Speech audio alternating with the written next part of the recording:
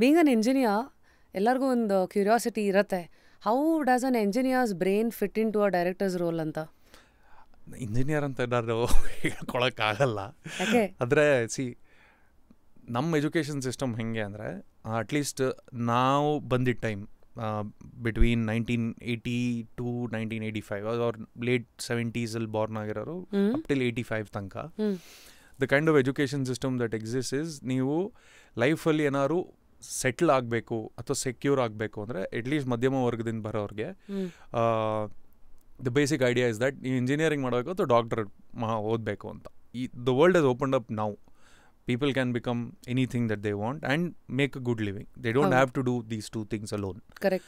So, our mindset alli tumba jana we were never fit to be engineers or we were never engineers. We just ontara adu ellaru hogta idare alleno kodtarande hogi anta queue ಅಲ್ಲಿ ಸೇರ್ಕೊಂಡು ಹೋದಂಗೆ ಹೋಗಿರೋದು. And ದೇವರಣ್ಣಗೂ ನನಗೆ engineering ಮಾಡ್ಬೇಕಾದ್ರೆ ನನಗೆ ಯಾವತ್ತೂ ಒಂದೇನು ಖುಷಿ ಅಂದರೆ ಅದು ಮಾಡ್ತಾ ಐ ರಿಯಲೈಸ್ಡ್ ಇದು ಮಾಡಬಾರ್ದು, ನಾನು ಇದು ನಂದಲ್ಲ, ಇದು ನನಗೆ this is not my core strength ಅನ್ನೋದು ಅರ್ಥ ಆಯಿತು.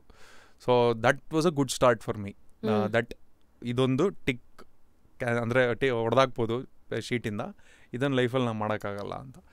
ಅದು ನನಗೆ ಇಂಜಿನಿಯರಿಂಗ್ ಮಾಡ್ತಾ ರಿಯಲೈಸ್ ಆಯಿತು. So but in a very weird way any kind of education ಒಂದು ಏನೋ ಒಂದು ಹೇಳ್ಕೊಡತ್ತೆ.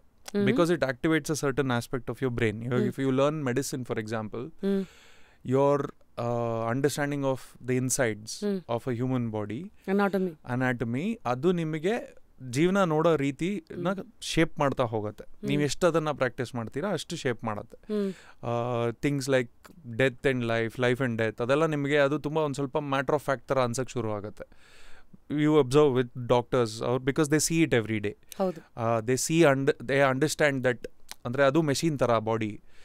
ಸೊ ಬಟ್ ಅದು ಬೇರೆ ಕೆಲಸ ಮಾಡೋರ್ಗೆ ಅದು ಬಹುಶಃ ಗೊತ್ತಾಗದೇ ಇರ್ಬೋದು. ಸೊ ಇಂಜಿನಿಯರಿಂಗ್ ಮಾಡ್ತಾ ನನಗೆ ಒಂದು ಸ್ವಲ್ಪ ಅನಾಲಿಟಿಕಲ್ ಥಿಂಕಿಂಗ್ ಬಹುಶಃ ಇವತ್ತು ಯೋಚನೆ ಮಾಡಿದಾಗ ಡೆವಲಪ್ ಆಯ್ತೇನೋ. Because of engineering, because of doing so much of programming and logic and all that.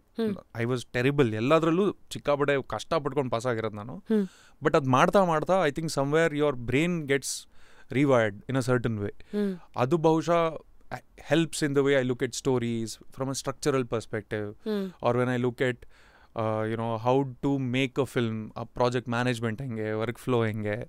So ಅದು ಬಹುಶಃ ಇಂಜಿನಿಯರಿಂಗ್ ಮಾಡ್ತಾ ಬೆಟರಾಗಿ ಅಂಡರ್ಸ್ಟ್ಯಾಂಡ್ ಆಗಿದೆಯೇನೋ ಗೊತ್ತಿಲ್ಲ, ಆಗಿಲ್ದೇನೂ ಇರ್ಬೋದು. So I don't know.